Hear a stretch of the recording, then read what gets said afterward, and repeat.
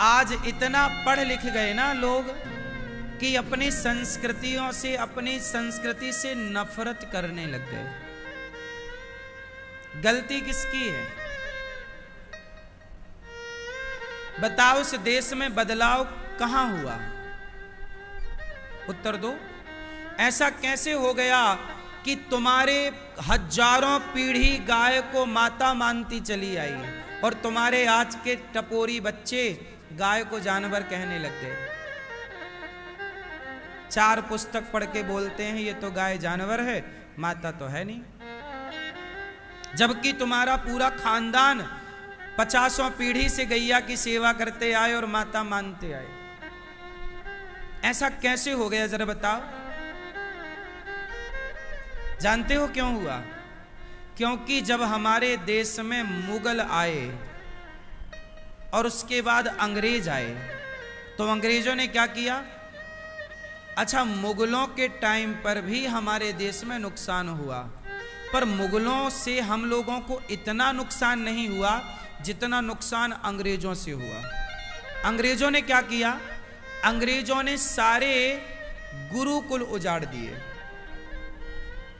और हमारे भारत की जो शिक्षा थी उस शिक्षा को समाप्त करके एक नई शिक्षा हम पर थोप दी, जिसे मैकाले की शिक्षा कहते हैं। मैकाले नाम का एक राइटर था, लंदन का, इंग्लैंड का। क्या नाम था? मैकाले। हमारे भारत में उसने ये जो शिक्षा आप पढ़ते हो बच्चों की, ये मैकाले ने लागू कराई। संडे की छुट्टी उसी ने लागू कराई, मैकाले के द्वारा। संडे की छुट्टी। और उसने वेदों को हटा दिया, पुराणों को हटा दिया, भगवत गीता को हटा दिया, भारत के मूल रीढ़ की हड्डी को, शिक्षा प्रणाली को हटा दिया और क्या थोप दिया? इंग्लिश, आधुनिक शिक्षा। जबकि आपको मैं बताऊं, इंग्लैंड में पहला स्कूल बना था 1809 में। 1809, 1812 पहला स्कूल इंग्लैंड में कब बना? 1809 और 1812 में। इस 9 और 12 के बीच में स्कूल की स्थापना इंग्लैंड में हुई।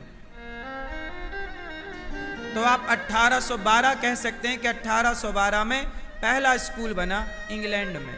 जब इंग्लैंड में पहला स्कूल 1812 में बना, तब भारत में 7 लाख से ज्यादा गुरुकुल एक्टिव थे।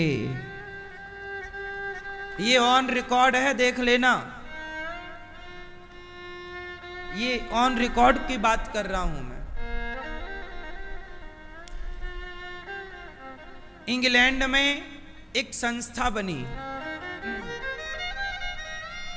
इंग्लैंड में वो अपने धर्म का प्रचार करने के लिए कॉन्वेंट स्कूल की स्थापना की उन्होंने। कॉन्वेंट का मतलब क्या है? कॉन्वेंट स्कूल का मतलब है कि ईसाई लोग अपने धर्म का प्रचार करते हैं कॉन्वेंट स्कूल के द्वारा।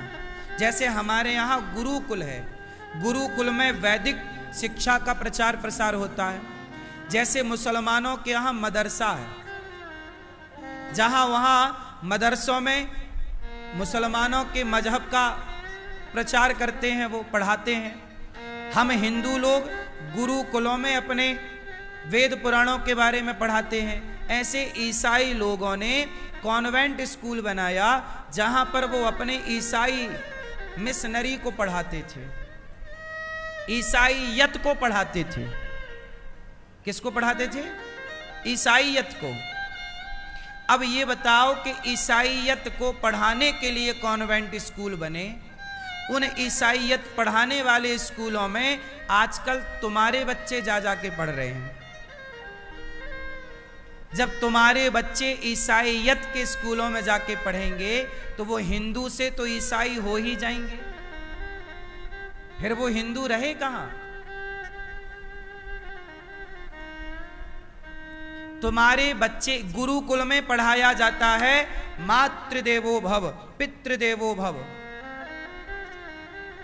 कॉन्वेंट स्कूल में थोड़ी पढ़ाया जाता है मातृ, वहां कॉन्वेंट स्कूल में तो क्रिश्चियन कॉन्वेंट स्कूल में, जितने कॉन्वेंट स्कूल भारत में है, याद रखिएगा सारे स्कूलों में टीचर क्रिश्चियन ही होता है, 99%।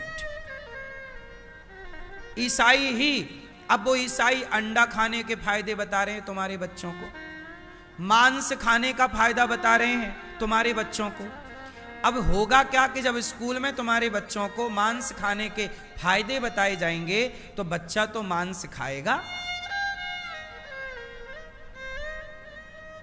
क्योंकि कॉन्वेंट स्कूल बने ही इसलिए थे कि भारत में कॉन्वेंट स्कूल खोलो और हिंदुओं के बच्चों को पढ़ाने के बहाने लाओ और उनका स्कूल में ही धर्म परिवर्तन कर दो। इसलिए आज का नौजवान बाहर से हिंदू है पर भीतर से ईसाई है। हाँ या ना? बाहर से लगेगा ये हिंदू है पर बात किसकी करेगा? वो गीता की बात नहीं करता। गीता से नफरत करते हैं आज के बच्चे, गीता भगवत गीता से। गीता पढ़ी ही नहीं, रामायण पढ़ी ही नहीं, वेद पुराण पढ़े ही नहीं। माँ बाप के, हमारे यहां माँ बाप को भगवान माना जाता है, जबकि ईसाई स्कूलों में माँ बाप रिश्तों के प्रति, इसलिए देखो ना इंग्लिश में रिश्तों का कोई सम्मान नहीं है।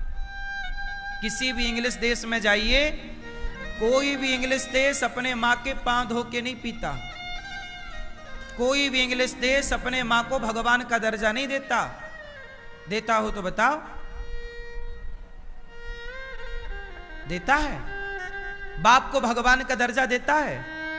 इंग्लिश देशों में मैया क्या होता है सुनो, लड़की 18 साल की होती है और लड़का 18 साल का होता है तो वो अपने माँ बाप को छोड़ के आजाद हो जाते, जहां मन करे वहां जाओ। आज इसके संग लिव इन, वहां लिव इन चलता है, लिव इन। वहां शादी वादी नहीं करता कोई। आज इस लड़की के संग, कल उस लड़की के संग, परसों, ये वहां का कल्चर है। मैं लंदन गया, वहां सब देख के आया। वहां की जो परंपराएं हैं, वहां कोई शादी नहीं करता, शादी करते नहीं, और एक जिंदगी में उनकी 5-6 पत्नी तो हो ही जाती हैं। और स्त्रियों के भी 50-80 साल का बुढ़ा मर गया तो वो दूसरा बॉयफ्रेंड ढूंढ के ले आती है। विदेशों की नारियां कभी विधवा नहीं होती। विदेशों की स्त्रियां कभी विधवा नहीं होती। क्यों? क्योंकि वहां एक मर जाए तो दूसरा जिंदाबाद है। विधवा तो अपने भारत की स्त्रियां होती हैं कि एक मर जाए तो उसकी विधवा रहकर जिंदगी गुजार लेंगी, पर पराये पुरुष के बारे में, पराये पुरुष की तरफ देखेंगी नहीं, सोचेंगी नहीं। ये परंपरा भारत की है केवल। अब आज की लड़कियां लड़के कॉन्वेंट स्कूल में पढ़ते हैं, इसलिए 18 साल के होने के बाद आज भारत में तो लंदन से ज्यादा लिव इन चल रहा है। बोलो हाँ। लंदन की महिलाएं तो फिर भी अब भारतीय संस्कृति को समझने लग गई। आज देख लीजिए वृंदावन में कितने अंग्रेज आते हैं, उनकी महिलाएं तिलक लगाती हैं, उनकी महिलाएं गीता पढ़ती हैं, उनके बच्चे धोती पहनते हैं और कंठी तुलसी माला पहनते और भगवान का नाम जपते हैं, अंग्रेज लोग।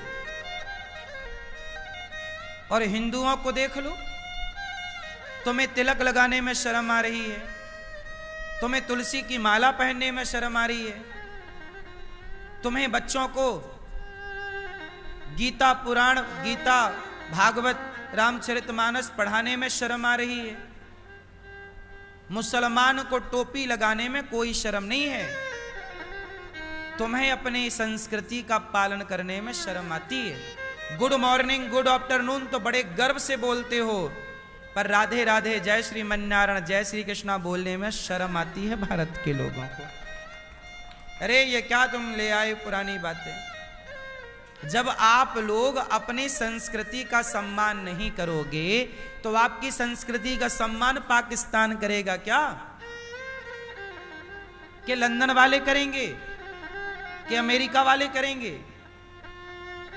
आप अपनी संस्कृति को प्यार करते ही नहीं।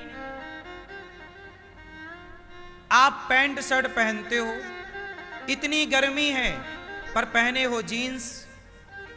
जीन्स कितना मोटा कपड़ा होता है। तुम्हारे बाप दादे क्या पहने थे? धोती। धोती बिल्कुल कॉटन की पतली सी। तुम्हारे बाप दादे जब इस देश के लिए लड़े थे तो पैंट शर्ट पहन के लड़े थे कि धोती कुर्ता? बोलो जोर से। भारत का पहनावा क्या है? धोती कुर्ता। लेकिन आज के लड़कों को मैं दे दूं कि ये धोती जरा पहन लो, पहनना नहीं आता तुम्हें और क्यों तो छोड़ दो। ऐसे तुम रक्षा करोगे इस देश की? देश की रक्षा का मतलब क्या है? देश की संस्कृति की रक्षा ही देश की रक्षा है। संस्कृति ही नहीं बची तो फिर देश क्या है? देश का मतलब क्या है?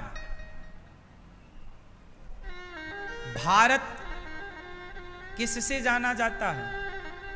अपनी परंपराओं से, अपनी संस्कृति से, अपने संस्कारों से।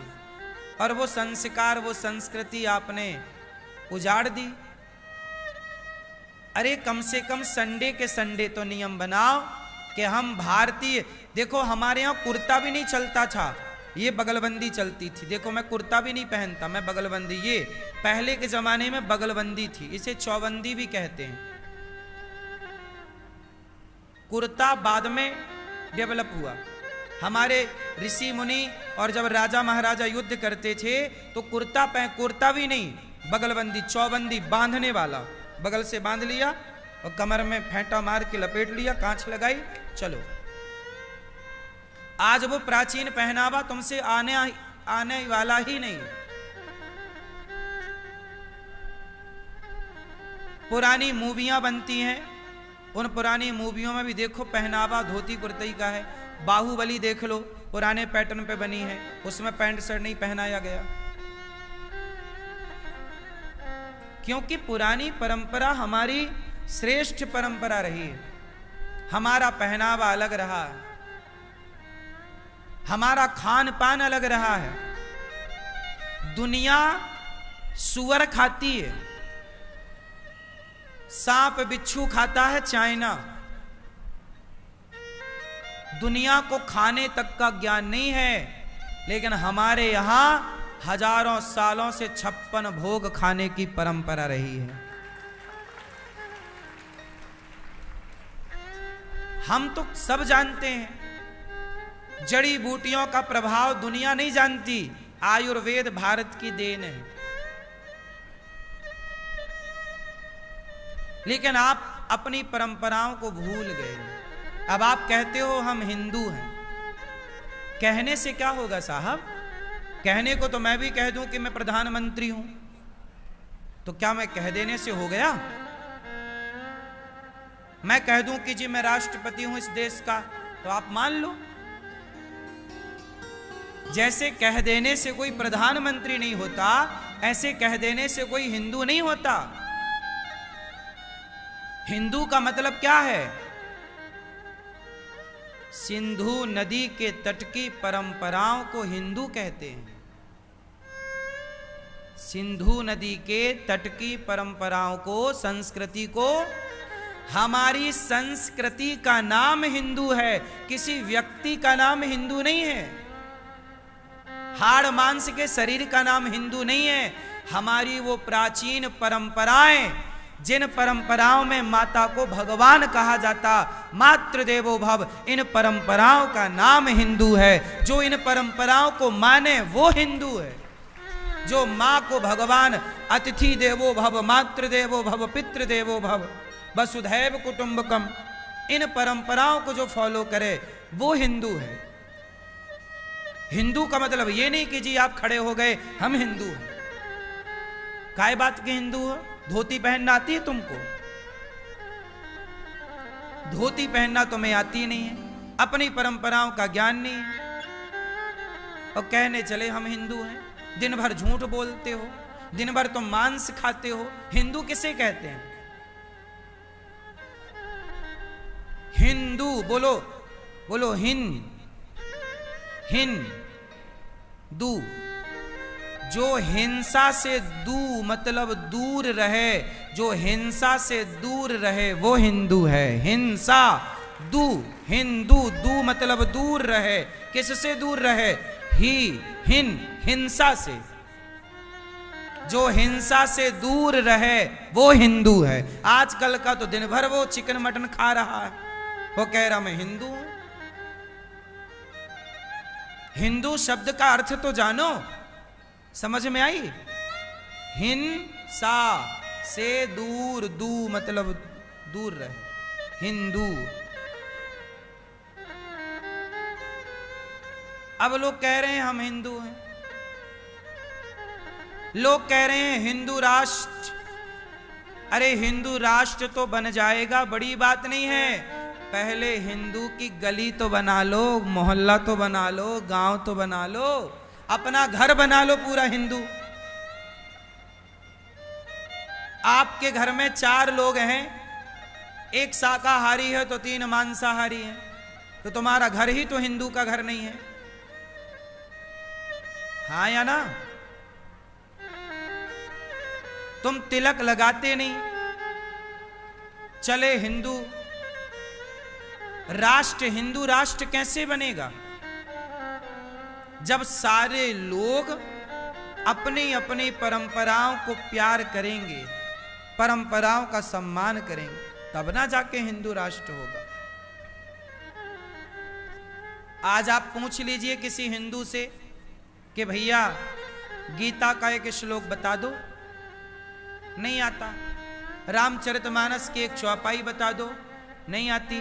पर किसी मुसलमान से पूछना कि भैया कुरान की जरा 2-4 आयत बता दो, वो बच्चा भी बता देगा। नमाज करता है ना, नमाज पढ़ता है।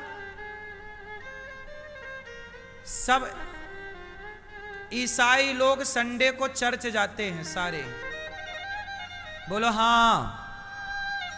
मुसलमान शुक्रवार को मस्जिद जाते हैं सारे, बोलो हां, नियम है।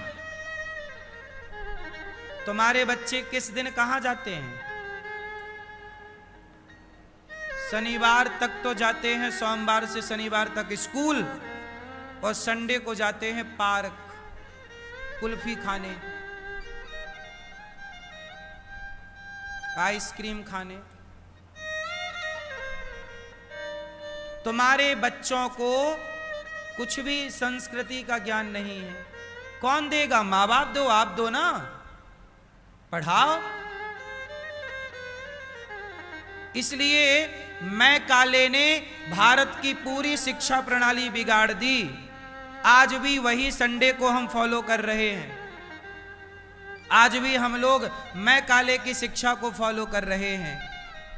जबकि मैं चाहता हूं कि एक स्कूल ऐसा हो, ये दास अनिरुद्ध आप सब आशीर्वाद और सहयोग दोगे तो मैं एक स्कूल बनाऊंगा जो सीबीएसई बोर्ड का तो होगा, जहां बच्चों को आधुनिक आज की पढ़ाई तो पढ़ाई जाएगी, इंग्लिश मीडियम तो होगा, लेकिन इंग्लिश के साथ आधुनिक शिक्षा के साथ मैं बच्चों को संस्कारवान बनाना चाहता हूं। संस्कार भी पढ़ाए जाएं। मैं एक ऐसा स्कूल बनाऊंगा कक्षा 1 से लेकर 12वीं तक, और बना के उसे बच्चों को संस्कारवान बना के समाज को बताऊंगा कि ऐसा भी हो सकता है। सरकार बिल्कुल ध्यान नहीं दे रही है शिक्षा पर, पूरा खेल शिक्षा से है। मैं जैसा पढ़ूंगा वैसा आचरण करूंगा। मैंने पढ़ाई गुरुकुल में की है, इसलिए आप सबके प्रति श्रद्धा और सम्मान का भाव रखता हूं। मैं भी स्कूलों में पढ़ता तो स्कूल में पढ़ा बेटा अपने बाप का सम्मान नहीं करता। ये स्थिति आज की स्कूलों की है। बोलो हां। 100 में से 95 बेटा अपने बाप का सम्मान नहीं करता। 5% बेटे संस्कारी होंगे तो मैं उन्हें प्रणाम करता हूं। 95% बेटा अपने बाप का सम्मान नहीं करता, अपनी मां का सम्मान नहीं करता। स्कूल में पढ़ा है और बड़ी डिग्रियां हैं, लेकिन हम गुरुकुल में पढ़े हैं तो हम अपनी माँ का भी सम्मान करते हैं, और जो बेटे अपनी माँ को निकाल देते हैं उन माँओं का भी सम्मान करते हैं। अपनी माँ के पांव भी दबाते हैं और उन माँ के पांव भी दबाते हैं जिनको उनके बेटों ने निकाल दिया। उनके प्रति भी दया है, उनके प्रति भी सहानुभूति है, उनके प्रति भी जिम्मेदारी है। क्यों? क्योंकि हम स्कूल में नहीं पढ़े, गुरुकुल में पढ़े। ये गुरुकुल की शिक्षा का प्रभाव। गौरी गोपाल में ये दास अनिरुद्ध पर आप लोग जो देखते हैं, मुझ पर स्कूल की शिक्षा का प्रभाव नहीं है, मुझ पर गुरुकुल की शिक्षा का प्रभाव है। मैं स्कूल में नहीं पढ़ा ज्यादा, स्कूल में 10वीं तक ही पढ़ा हूं। इसके बाद मैंने आगे की पढ़ाई गुरुकुल में की है। तब ये सारी सेवाएं हो रही हैं। स्कूल में पढ़ने वाला तो केवल गाड़ी बंगले का शौक रखता है, आगे कहां से परवाह किसी की। स्कूल में पढ़ने वाले लड़के केवल अपना सोचते हैं। जो लड़की पसंद आई भाग गए उसके साथ, जो लड़का पसंद आया भाग गए। वो अपने माँ बाप की इज्जत सम्मान, माँ बाप के बारे में नहीं सोचते। माँ बाप जाए कैसे भी, कोई बोला बेटा तेरा बाप मर जाएगा, तो इस लड़की के संग गया तो तेरे बाप के बड़े सपने हैं, समाज में तेरे बाप की बड़ी इज्जत। बोले बाप मैं प्यार करता हूं लड़की से, उसे कोई फर्क नहीं पड़ता कि बाप मरे जिए, उसके सम्मान कोई तू मर। कहां इज्जत करते हैं स्कूल वाले बच्चे अपने बाप की? 95% बोल रहा हूं मैं, सबके लिए नहीं है। 5% बच्चे अच्छे भी हैं, पर दर कितनी कम है। स्कूल में पढ़ने वाले बच्चे कैसे होते हैं? स्कूल में पढ़ने वाले ही तो पहले की स्त्रियां कहां अपने पति का मर्डर करती थीं, और पहले के पुरुष कहां अपनी पत्नी का मर्डर करते थे। आजकल तो स्कूल में पढ़े बच्चे मर्डर करने में माहिर हैं, मर्डर तक करते हैं। बोलो हाँ, मर्डर की प्लानिंग रच लेते हैं, पता नहीं कहां पढ़ लेते हैं। हम लोग तो चींटी ना मारे, हमसे चींटी नहीं मरती, डर लगता हाथ कांपते चींटी मारने में। तुम्हारा बाप जो अनपढ़ था वो चींटी नहीं मार पाया बेचारा जिंदगी भर, और तुम आदमी निपटाने लग गई या निपटाने लग गए। ये पढ़ाई है तुम्हारी, ये शिक्षा का स्तर है, 21वीं सदी की शिक्षा है ये। तुम्हारी मां गोबर उठाती थी गाय का तो कहते थे अनपढ़ गंवार है, और तुम कुत्ते की पट्टी उठा रही हो तो कह रही हो हम मॉडर्न हैं, मॉडर्न जमाने के। तो तुमने क्या पाया? गैया के गोबर से कुत्ते की पट्टी तक आ गए। तो तुम्हारी दादी अनपढ़ अच्छी थी जो गैया का गोबर उठाती थी? बोलो हाँ।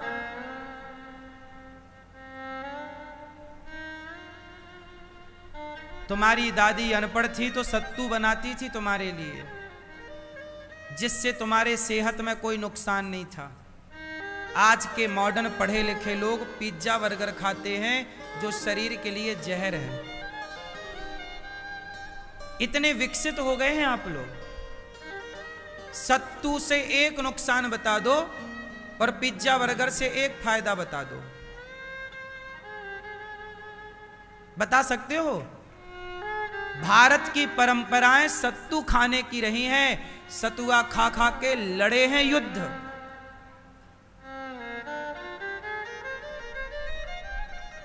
चालीस किलो की तलवार पृथ्वीराज महाराणा प्रताप चलाते थे, पिज्जा बर्गर के बल पर नहीं, सत्तू के बल पर चलाया करते थे।